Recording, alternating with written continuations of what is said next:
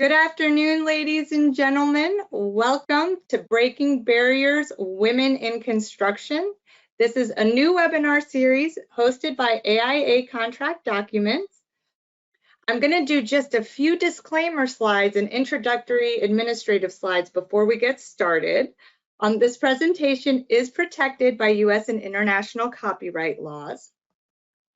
All AIA Contract Documents webinars and resources are for informational purposes only. It's not provided to be legal advice.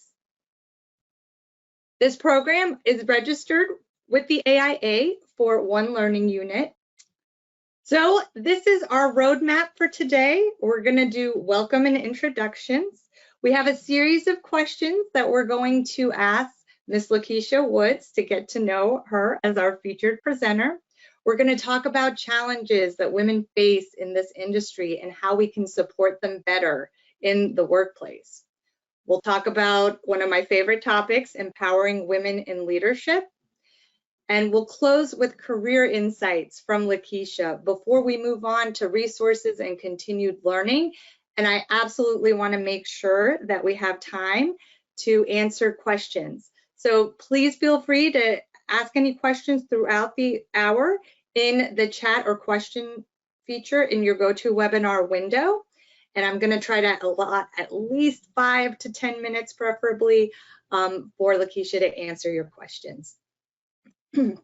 So my name is Hasti Hijazi. I'm Education Director with AIA Contract Documents. I've been with AIA Contract Documents for over a decade now. I've loved every minute of it. And I'm going to moderate today's session. So a little bit about the vision for this webinar series before we get started. As I mentioned, it's a new webinar series. It's hosted by AIA Contract Documents. It's a series that's going to highlight the achievements and impacts of women in our industry. And each session is going to feature an industry leader who's going to share their experiences, their background, the lessons learned, their insights, and this is hopefully used to educate and inspire the next generation of female leaders. I also want to look at how all of us can build an infrastructure and a company culture that allows companies to attract, support, and retain women. We know right now, because of ongoing labor shortages, construction needs women. And the more, and things have definitely improved for us in the last decade, in the last 5 years, but it's at a snail's pace. And so there's so much more work to be done within our companies in terms of culture to really promote diversity and inclusion. So I'd really love this series to be a place where we can share how we can do that and make some real changes within our organizations that will hopefully impact the industry as a whole. So with no further ado, our inaugural presenter is Lakeisha Woods, recently becoming Executive Vice President and Chief Executive Officer at the American Institute of Architects, but having held significant leadership positions throughout her career, including President and CEO at the National Institute of Building Sciences, Senior Vice President and Chief Marketing Officer at NAHB, National Association of Home Builders. She's a published award-winning author, Never Get Their Coffee, Empowering Female Fearless Leadership, which is a fantastic read that I'm almost finished with, and I'd love to talk about it today. So Lakeisha, welcome. We are so excited to have you here. Thank you. Thanks for having me as your first presenter on what I'm sure will be a great year. Well, I have to tell you, Lakeisha, you know, as I mentioned, I've been with AIA Contract Documents for a decade now. And when I heard and saw from my desk that you were the new CEO, I just remember just like standing up a little bit, sitting up a little bit straighter and saying, oh, okay. Then I started Googling you and seeing your background and getting to know information about you. And I was like, wow, it was like a breath of fresh air. Because we know in this industry, women are underrepresented. So women like me one thing we tend to lack is role models, leaders we can look up to. So with you coming and with your background, it was just personally very exciting for me, and I know I'm not the only one. So again, I couldn't think of anyone better to do our inaugural session, so we really appreciate your time. So with that, let's jump in. So we've got a series of questions that are really meant to get to know you. So can you start off by just telling us a little bit about your education and professional background and what brought you to where you are now, why you chose the design and construction industry? Well, thank you again. It's sort of interesting to see how, well, to me, I often look back and reflect on how did I get to where I am today? I hear an echo, but when I started, I was at the University of Maryland, so I went to the University of Maryland in College Park, the Terps, and I knew that I got a job, one sort of standard job right out of college, but I wasn't where I wanted to be, and I wanted to practice interviewing. And so the best way to practice is to just go out. I went to the, alumni career center and said, I'll just apply for a few jobs and just sort of see what's out there and practice interviewing. And my first interview was with the National Ready Mix Concrete Association. And for those of you who know the DC area, the office is in Silver Spring. And by the time I got home to where I was living in Fort Washington, I had an offer letter and a package of benefits sitting on my doorstep. And I was so impressed by the speed to which they made me an offer that I was like, I guess I'll go work there. And little did I know that I was going to step into what would be my career moving forward. There, the members were just so passionate about concrete. I mean, I know more than I ever thought I would ever learn about aggregate. I screamed at the TV just like all the other members did when I hear people say the cement bridge, and I'm like, it's concrete. So they just really got you right involved in specifying what it means and what the right product is. And I found a love for that passion that they had about what they did. And from there, I went from the National Ready Mix Concrete Association to AGC of America, and then from AGC to Home Builders, and then spent a bulk of my career at Home Builders in a variety of jobs. But of course, when the opportunity came to lead the National Institute of Building Sciences, I thought, this is, that's sort of like the next step.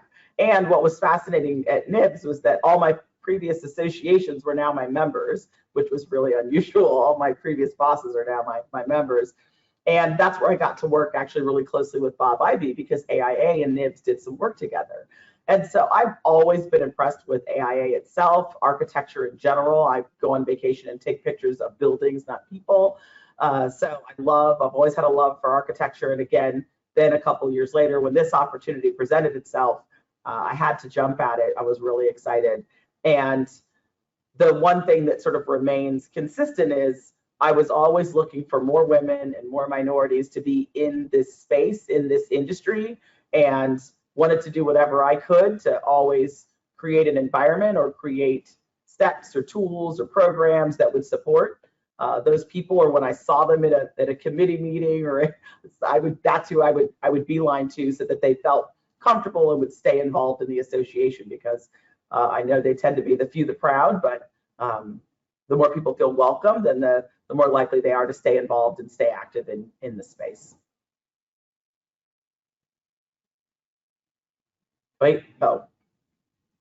Thank you so much, Lakeisha, for providing us that background. I want to just tell you off the bat right now, I received a comment from the audience that I want to read to you. Rachel says, thank you so much for doing this webinar series. I feel so seen. I find that so powerful. And I am going to save questions for the end, but I wanted to make sure I said that off the bat. Very powerful. Thank you for making that comment. Okay, so what are the professional achievements in your career that mean the most to you? Well, I would say there's one thing that I'm always proud of, and that's the team that I work with. Everywhere I've gone and every job I've had where I started to manage a team, the success that we had was because we operated as that, as one voice, we collaborated. And I always say I'm only as good as the team that's backing me up. And I think any leader that thinks they could do it on their own is crazy. And so my greatest success was always the team that I worked with. And some of my previous organizations, I mean, that's how we made it through any kind of difficult challenges, because we maintained a certain culture and people felt empowered, and I hope they felt listened to, and that I value what they brought to the table. I think at my very first job, my boss told me that my job was to make sure he could spend as much time on the golf course as possible. And so if he was on the golf course, I was doing my job, because it meant that it was a finely tuned running machine and he didn't need to be there. And so I always think about that. I have not made it to the golf course or the spa, but I always meant to make sure that the team that I have has the tools that they need to be successful. And so often, we try to save money here and there to keep people from having just some tools within the office. And I try to always be a voice that's listening and providing them with what they need, because again, your team is your success. And I've worked with great people, and that's, to me, one of my great successes. And then, of course, because of that great team and having a board that trusted me, I will say one of the biggest achievements when I was, because I've been at AIA for 8 months, but when I was at NIBS, of course, I was there when COVID hit. And the first thing I did when I came on board a year before it started was that I was focused on the operation of the organization and staffing, and to make sure that we had the right tools in place, that we were preparing for, many of the people I wanted to recruit wanted the ability to work remote, and the office was set up to be a 9 to 5 in the office. Everything's hardwired to the office. So putting the server on the cloud, putting phones on the cloud, getting everybody laptops, developing all those resources so that we could recruit people that have more flexibility to work remote, but then also getting the right people in place that were experts in their specific roles, so that we could really be successful, because they came in ready to hit the ground running, because we had the right team in place, and because we had started by creating tools that answered the questions that the customers, our staff had been asking for. When COVID hit, the office in DC closed on Friday, but the office opened on Monday. We were ready to go because we had already created all those tools. Everybody had laptops. Our phones, when you called the office line, would ring to the cell phone, and it was seamless. And we didn't know COVID was coming. We just knew that we wanted to recruit people, and thank goodness I focused on that first, because we were able to just get right to work and be comfortable in our home. We tried to have fun with it and had some fun virtual team building activities. I told everybody we were going to France, and we had an actual French tour guide take us on tours, like virtually through France, and shipped French wine and cheese, fun things like that, which you could do kind of with a smaller team. But it was a lot of fun. But the biggest win was because we had the right tools in place, and because we had the right team in place, we knew how to pivot where we generated our revenue, or to continue to grow our revenue. So when many associations were losing money because of the tied in-person events and that reliance on it, and I sat on calls with other CEOs that were, their budgets were down 30, 40%. We, hit our budget, exceeded our goal, because we had the right people who knew how to pivot. And so that's why I'm always proud of the team I work with, because when you have the right team, your business makes the right success margin. So that, I think, is a big win. And then again, here, now that I've been at AIA for 8 months, I say a big win is the team that we have in place. There were staffing changes, there are people who retired or who were leaving, and we were really intentional about recruiting diversity into our leadership team with those openings. And, because AIA's strategic plan says we're focusing on climate, and we're focusing on racial and gender equity, but we weren't necessarily living that second part at our leadership level. And now, 8 months in, our leadership team is a reflection of the diversity of the market that we serve. What a great answer, and what an answer of a true leader. So out of your very many accomplishments, an award-winning book, all of the positions that you've held, Your answer is your team and your people. I think that is the true indicator of a true visionary leader. Thank you for that. So in your career in design and construction, what are some of your greatest lessons learned? Well, I am, I've always been on the association side of the business. So I get to know our members, the people that are actually doing the hard work of this space. And I think a lot about how we can support their needs, but also how are we recruiting and how are we creating programs that will help people feel like they have a voice, right? And I love that you started by sharing the message of that she feels seen. It's still shocking to me how many women who are in the profession, in the industry, maybe running a company, and they still don't feel that if they come to, say, an association as a volunteer leader, that their voice is really valued. And that just means we have so much work to do as it relates to culture. And so I will always encourage women and minority women, really speak up and let your voice be heard. And, not always, people won't always agree or people won't always listen. But one thing I found really early on, as always the only diverse face in the room, from the staff side or of course from the member side, I just shared what I thought we needed to do or changes that I thought needed to be made.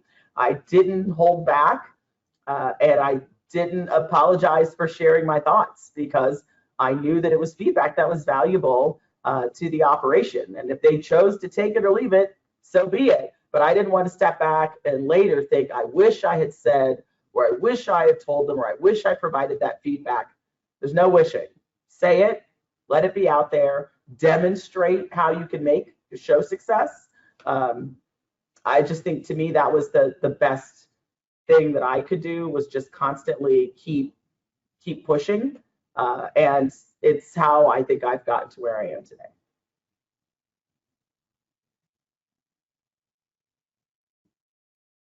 It's such an important lesson learned, because when I look back at my early career, I stayed quiet a lot of the time in meetings and events because I was afraid of looking stupid. I didn't want to ask a question that was, not, the best question, or, fumble through it. So I stayed quiet a lot of the time. And I think one of the best advice that we can give women, one of my lessons learned too, is speak up, participate, be an active participant. Don't worry about failure. Don't worry about some of those issues. Well, and you're not alone, by the way.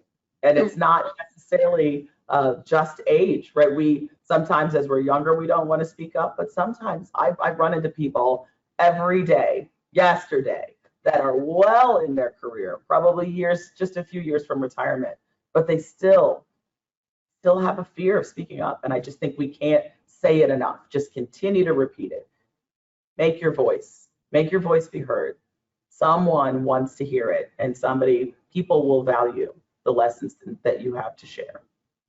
And if you don't feel heard, keep talking, keep speaking up. They will hear you eventually.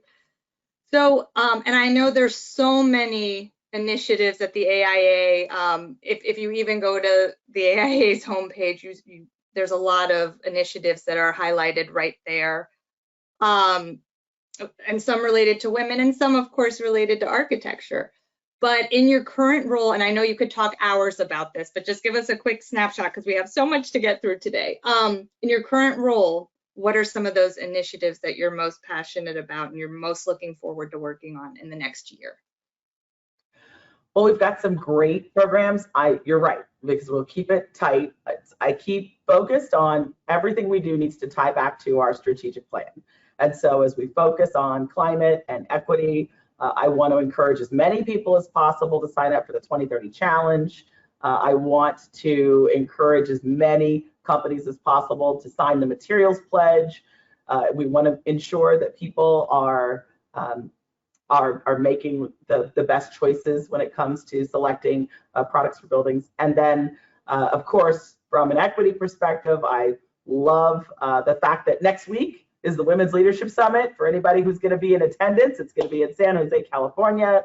I hope it's not too late to register. If you haven't made a plan or if you're anywhere near the area, by all means, go on our website and register. I think we have over 680 people coming together. It is going to be phenomenal. It has been too many years, and it's truly going to be a celebration. I think we have to celebrate and elevate women in these leadership roles, and so I am beyond thrilled to participate next week.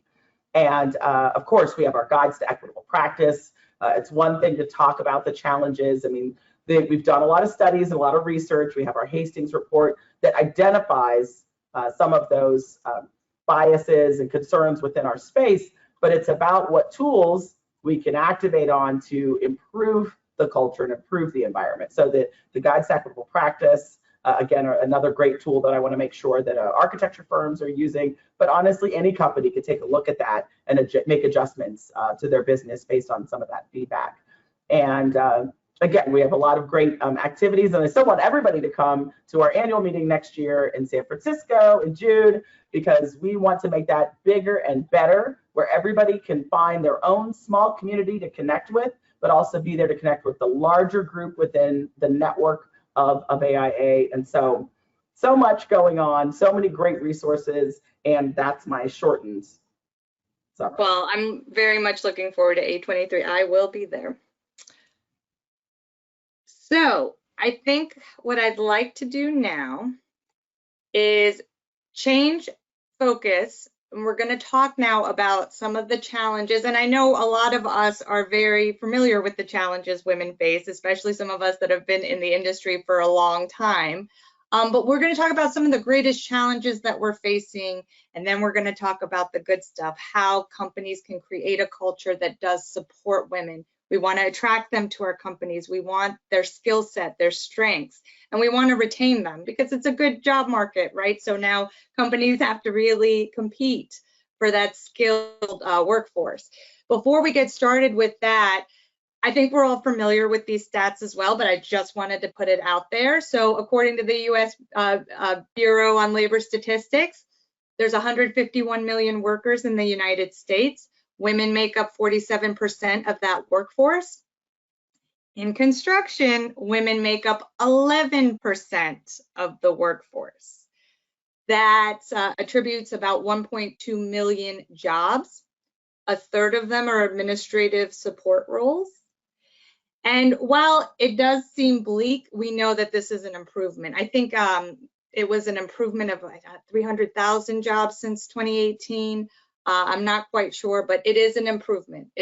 So even if it looks like a bad, it's still, we're still underrepresented. It's still a male-dominated industry, but we're slowly catching up. So we know those are the stats. So what are those challenges, those greatest challenges that are facing women in this industry, and what are some of the steps that we can then take to mitigate those so that we can attract more women? Well, I know some of it is what we've already talked about, making sure that women feel that their voice is heard, making sure that they feel that they have a place and a space for them in this profession. That requires all people at leadership levels to highlight women who are in this profession. Actually, give you an example. Nancy Novak, who's the Chief Innovation Officer at Compass Data Centers, I met her several years ago, and she's very focused on encouraging women to come into the profession. She'd been in the construction industry for many years. She'd actually retired at one point, but came back into the space just to focus on recruiting women into it. And at their firm, because they build data centers, they have an all-woman team. That is like everybody that is building those centers are all women. And it is unheard of, right, to have that. But what else can we do to duplicate that? How do we find out how they recruited and how do we build that? I know that there's a book that my previous organization, the Home Builders, is selling called The House That She Built, about a home in Utah that was built, designed, and built by an all-female architect, female home builder, female trades, everybody that was involved. How do we elevate that storyline, and how do we keep showing companies the success that comes? You could look at the home and the details that are in it and know that this is different, that the design is different, that, you know, and how do we build on that, those few success stories that are here and there, and show that not only can we do this job, but we can successfully do it without the help of any men. So yes, we're not saying no men need to be in this space, but if we could do it all by ourselves, we definitely could do it in collaboration with men. And we have to show those success stories in order to get people to really see that there's a place for them. And so I always encourage that. And that's something we're going to focus on at AIA in 23, is really through social, using the power of social more to elevate and celebrate women and minorities that are in architecture. And with the construction industry, is, you know, in general, of course, those numbers are so low. There's actually a documentary that came out about women in the trades specifically, and I think it's out, but it was called Hard-Hatted Women. And it was the story of 5 women in the trades, and they talked about a lot of their challenges. And most of it was simple things that you could fix, you know, the bathroom facilities on a job site, or getting the vests to actually fit women versus men. Just some simple fixes, changing and improving the culture so that men accept women in those roles and know that we can do anything, and not to put those barriers around, well, a woman has to stay in this administrative role, this administrative function, and can't go out there and work in the field. Yeah, we can. There are women who could do everything. And so we have to believe it, but we also have to go out and tell people that story. Excellent. Well, what I'm going to do now is I'm going to launch a poll, and I'm going to ask our audience to let us know some of the challenges that they have faced within the industry. Now, I selected a few. It's a multiple choice. I chose a few. This is certainly not an exhaustive list, but I wanted to see what some of the greatest challenges are. I'm just going to give, you know, another 30 seconds as the answers come in. All right, so certainly no surprise here, but the majority of respondents are answering with gender bias. So we're still seeing a lot of gender bias within the industry as we work. Next is the pay gap. Surprisingly, construction has a narrower pay gap than a lot of other industries, which I think is a selling point to get more women in the trades, recruit more women into this industry, because although the pay gap absolutely exists, for certain jobs within the industry, it's a narrower than compared to others, but certainly a barrier there. Lack of support and mentorship / coaching. We have about 50% answering with that. That's one of the biggest things. And again, why it's so important for women like Lakeisha to come into our organizations and lead our organizations, because then we have those mentors. And, you know, women in leadership positions do tend to advocate for professional development and growth of the women on their teams and within their organizations. So that's definitely something that we need more of. 42% claim obstacles to advancement, and 26% of the respondents say lack of networking opportunities. All right.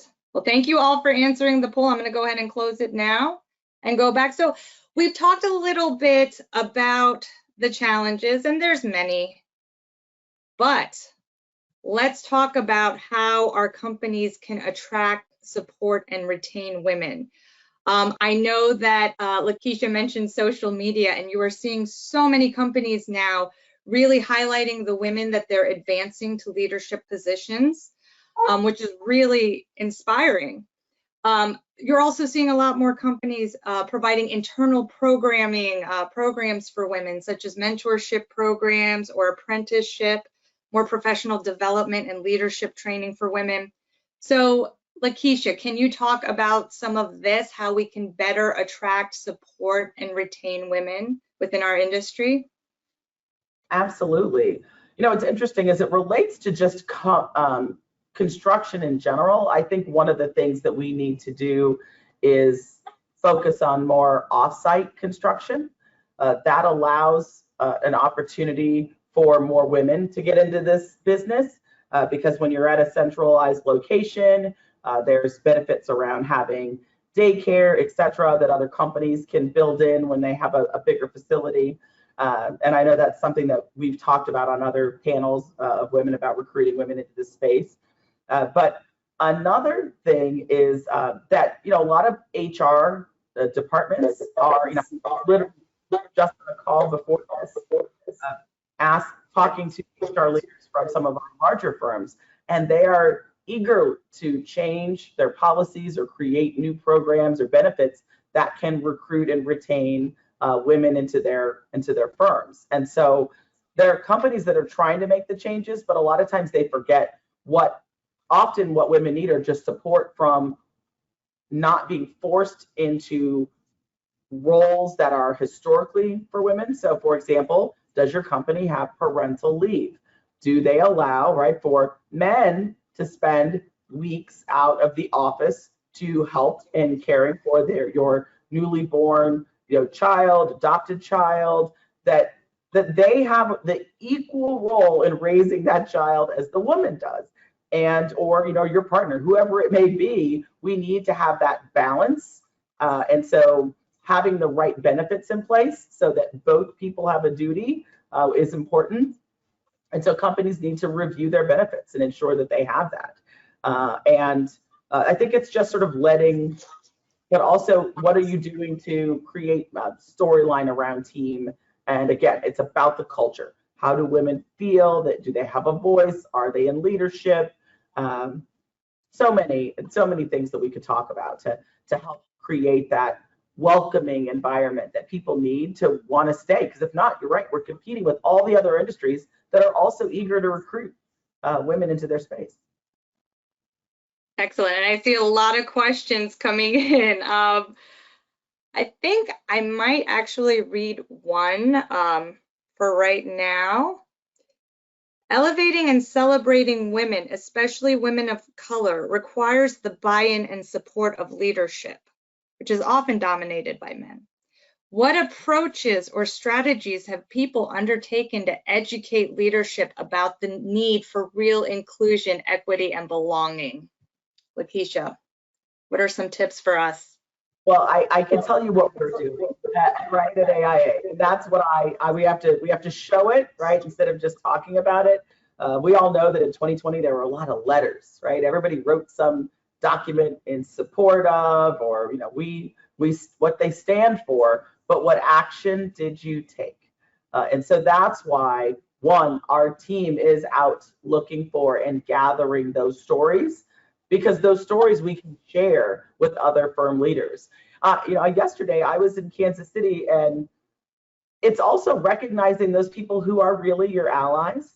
It was a gentleman that I met who said, we didn't have a NOMA chapter, and I thought we needed to have one. So he went to create, because they didn't have enough Black architects in the city at the time. So it was a white man who helped sign and get that NOMA chapter started, just to have more people involved in NOMA. And that's, so it's not necessarily that just because somebody isn't a minority or a woman that they're not going to be there to support you. And when there are people who are doing the right thing, who are supporting minorities in the space, who are trying to recruit them and retain them, women and minorities, to celebrate them as well. Look what this person has done. Look how they're doing a great job, because other people will follow what they see someone else doing, especially if they're getting that pat on the back that so often, you know, human nature, you want to receive.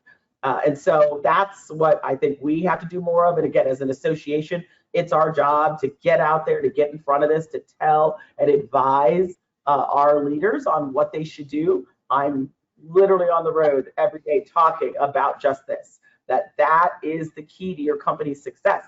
Not because it's just in our strategic plan, but because the data shows that companies that are more innovative and more diverse And I mean, the companies that have a more diverse leadership team are more innovative and more financially successful. So that's what it is. You want to be more profitable as a firm, diversify your leadership team. Absolutely. Oh my gosh, you nailed it. And I think for the person that asked the question, if you can show your leadership the business benefits and the value to the company, not just the staff or the women, but to the teams and the actual profitability, because there are studies out that show a link to diverse teams and financial profitability increased. So I think showing that, and I'm hoping, you know, some of the research that I found online, 2017, 2018, I'm not quite sure if there's more studies that have been recently published on this link. I'm hoping it will be, but I think showing that data is very powerful. The numbers don't lie. I say it all the time. Numbers don't lie. Show the facts. Okay.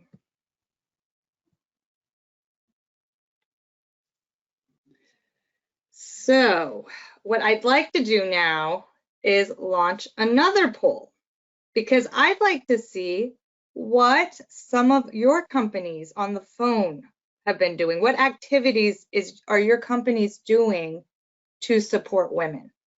And some of you might not have any in place, no programs in place, and hopefully this webinar will give you some ideas.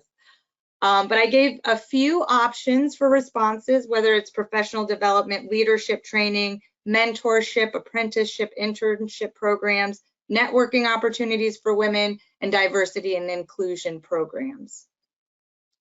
All right, so far we have about 33% answering that they have no programs. So I think this hopefully, again, will give you some ideas to take back to your HR and your leadership to begin initiating the development of some of those programs. That could be free. That, by the way, could also just come internally from the staff.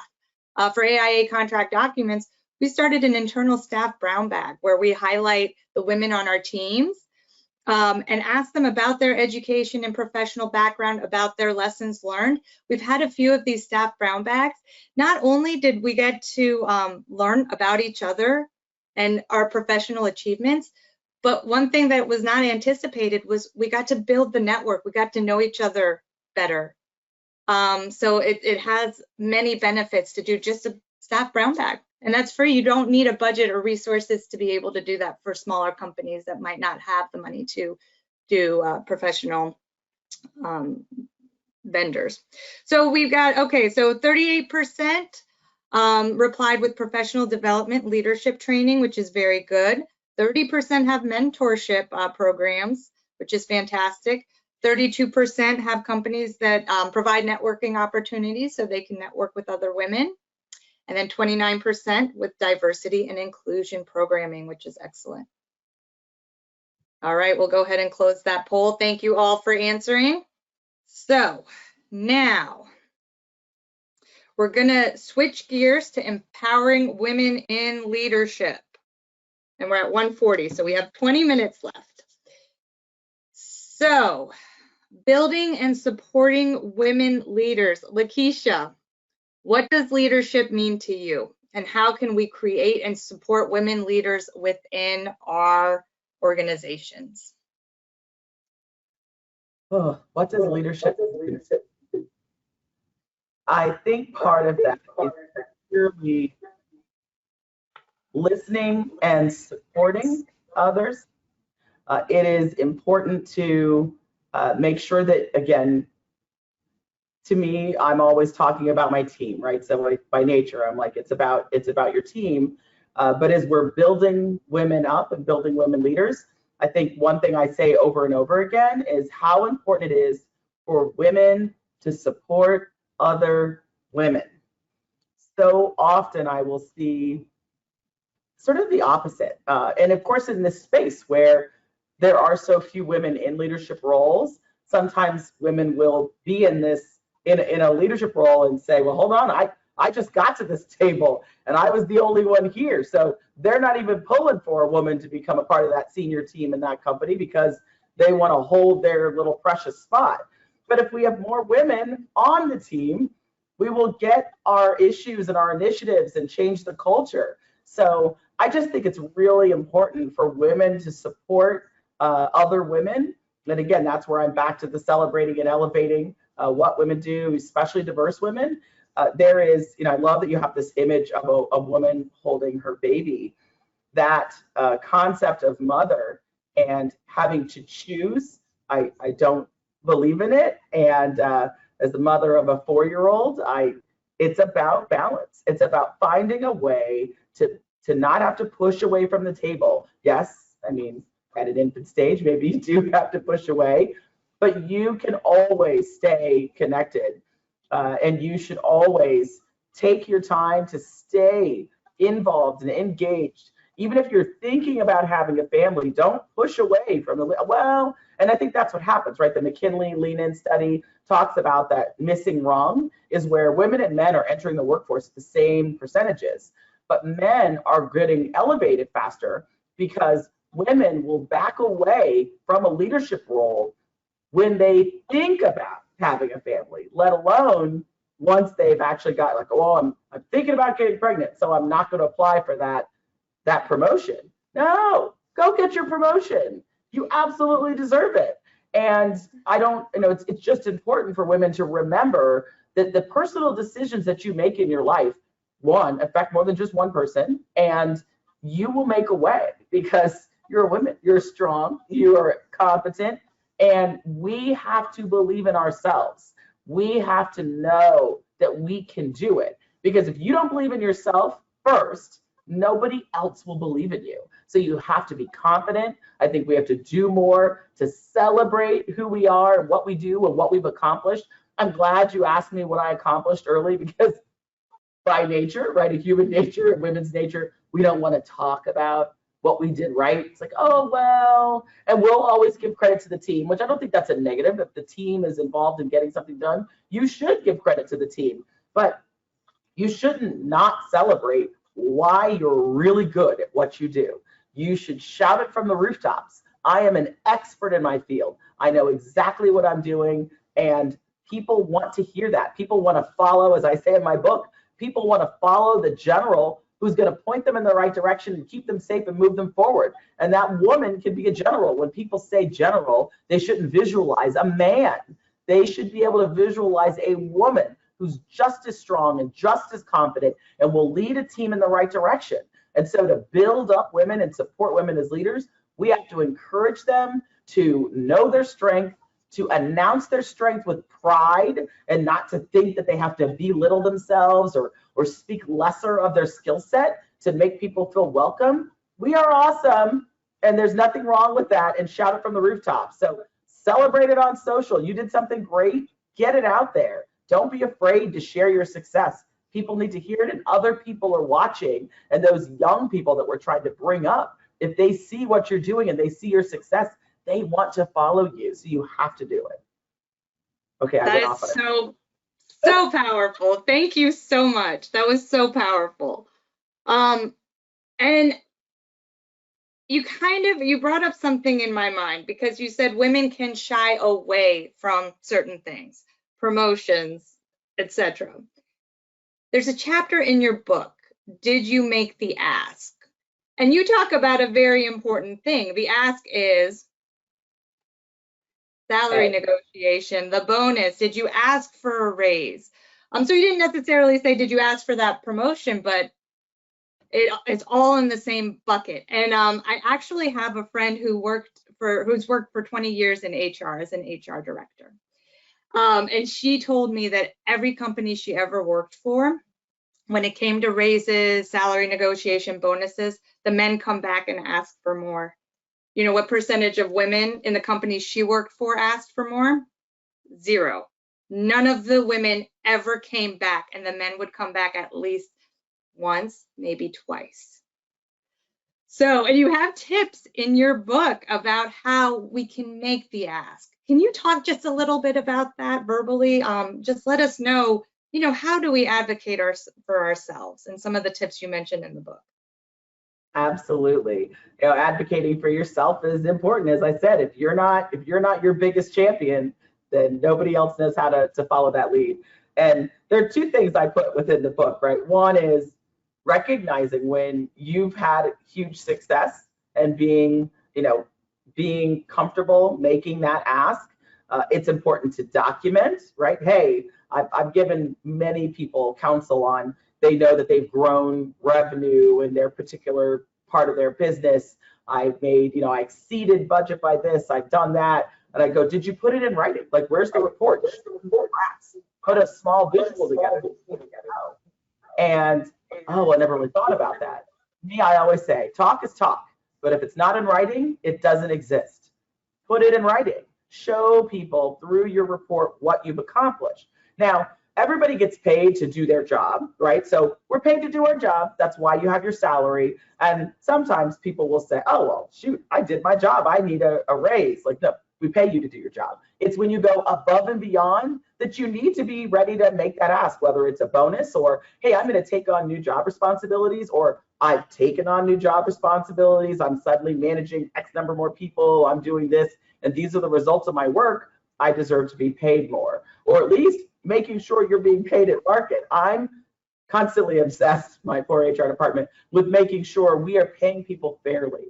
But when I took on a role, a few jobs ago where I was managing a team, there were two people on the team. They had started at the company at the same time. One woman, one man. Very equal job types. But the man was making far more than the woman. And at the end of the day, a lot of times, some of the situations we're in because we put ourselves there.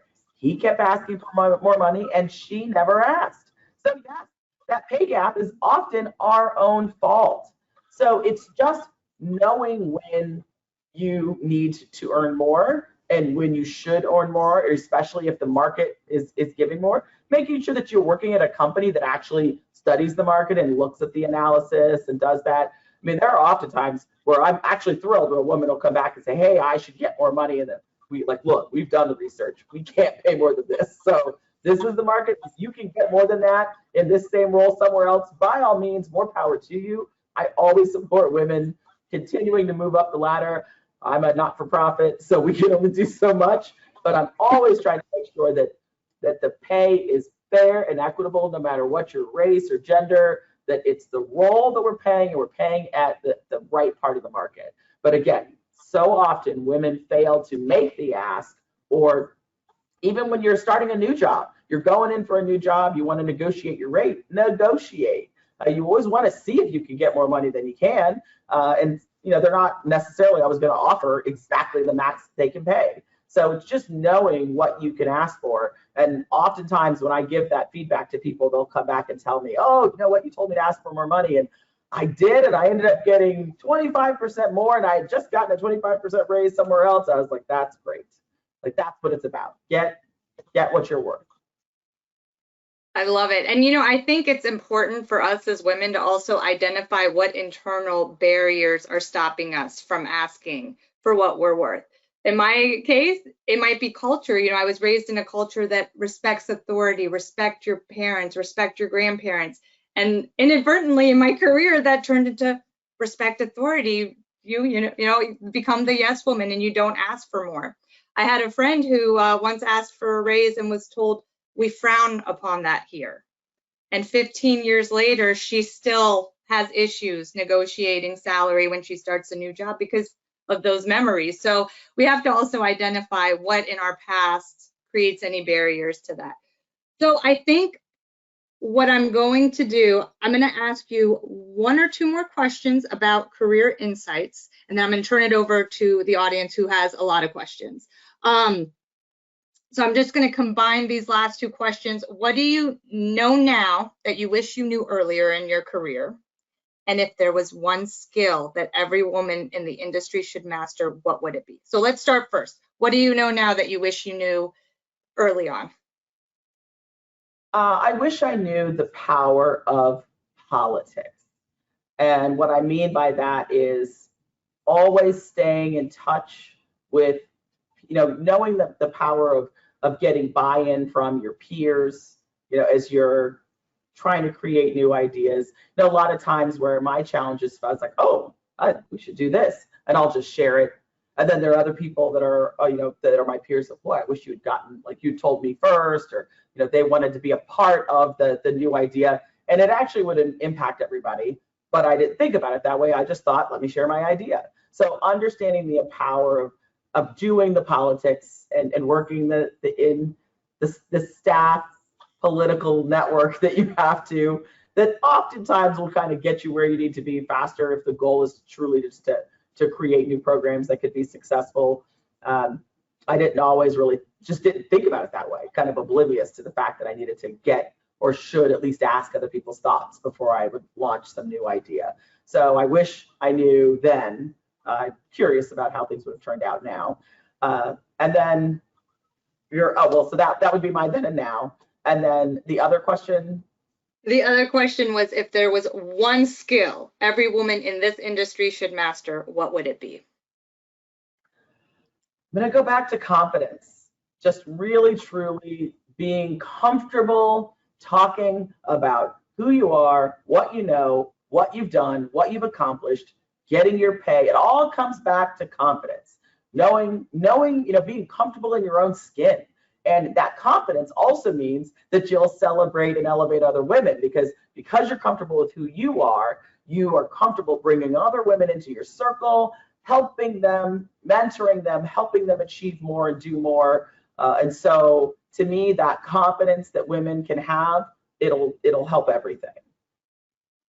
Excellent. Thank you so much, Lakeisha. I'm going to turn it over to questions, and there are a lot. So ladies and gentlemen, we're not going to get through all of these questions, but we're going to try to answer a few. Did you feel that women in architecture have to always work a little extra hard than men to avoid being underestimated or overlooked? So again, I've been in this job for about 8 months, but the stories that I'm hearing are often that women, where their challenges lie, are either, one, they don't feel their voice is being heard, or two, that they feel that they've been boxed into a particular type of work because they're a woman.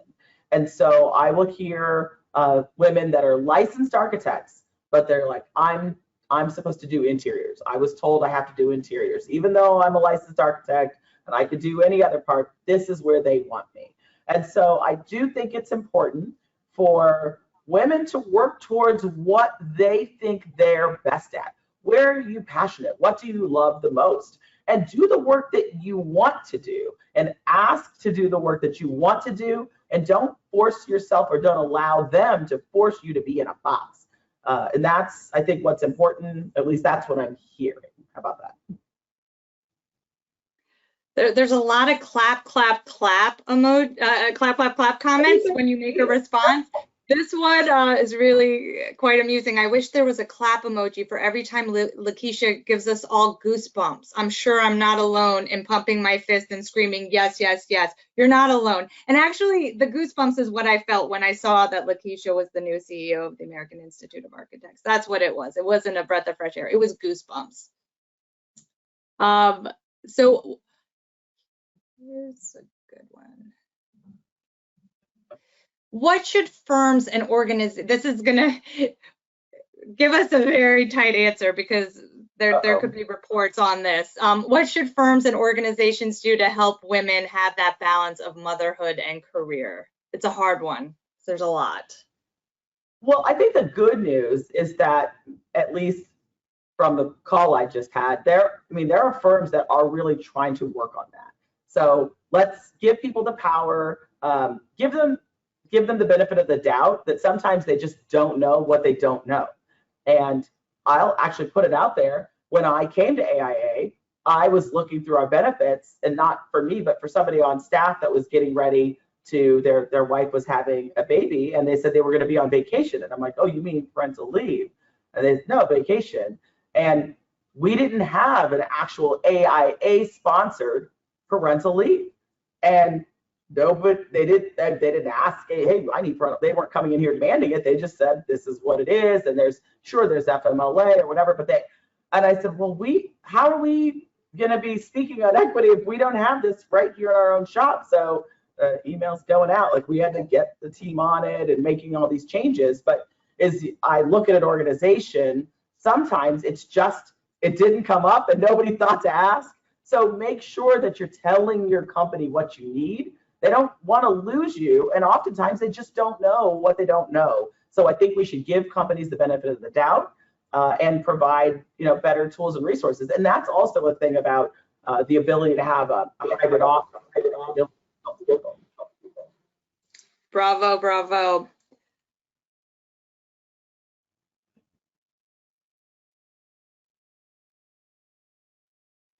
How do you find the market rate for salary? What research can they do to find? There's Glassdoor, there's some Google resources. Actually ask around too. Network. On our website. Excellent. Yes, there's a firm salary survey. It's a report that's on our website. You can look for it on the AIA website. As it relates to architecture, I can't necessarily help you with all the other professions, but you can also Google pay for construction firms, and that data comes up from the Bureau of Labor and Statistics. Not a question, but just wanted to say thank you for having this webinar. I've been in construction admin role since 2004, and I'm just now feeling empowered and valued. I just want to encourage other women to join us on this mission. There's a lot more questions. Ladies and gentlemen, we cannot answer all of them, but what I can do is I'd like to go back to the PowerPoint.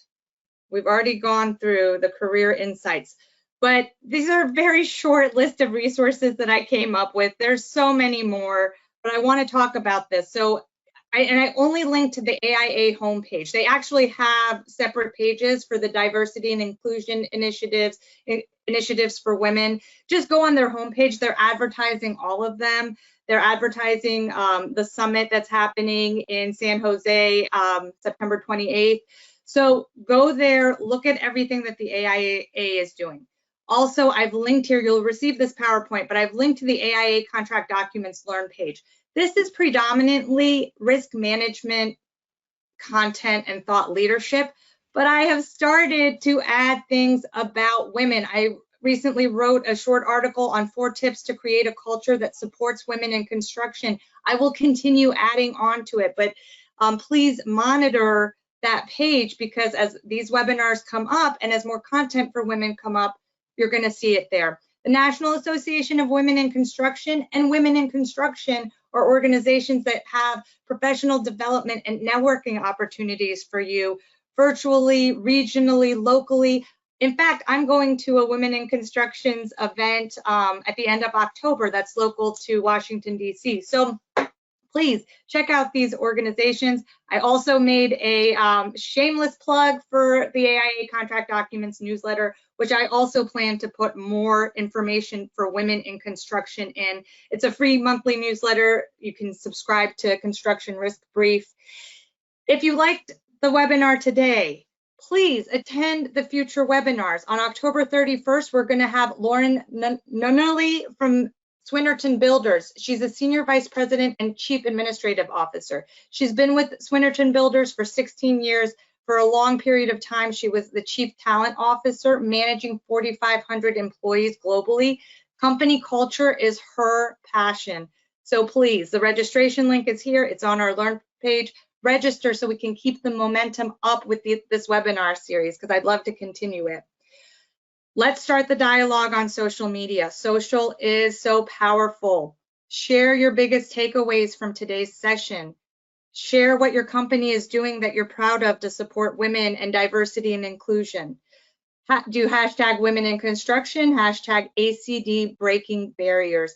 We'd love to hear from you. Let's start the dialogue. We're a community together and we're starting this work. Let's see where we are in 5 years and 10 years if we start this work now.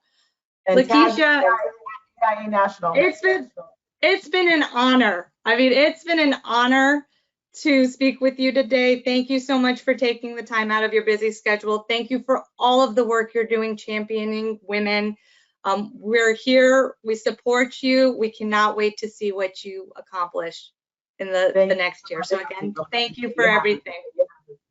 Bye, everyone. Take care. Goodbye. Thanks everyone for attending.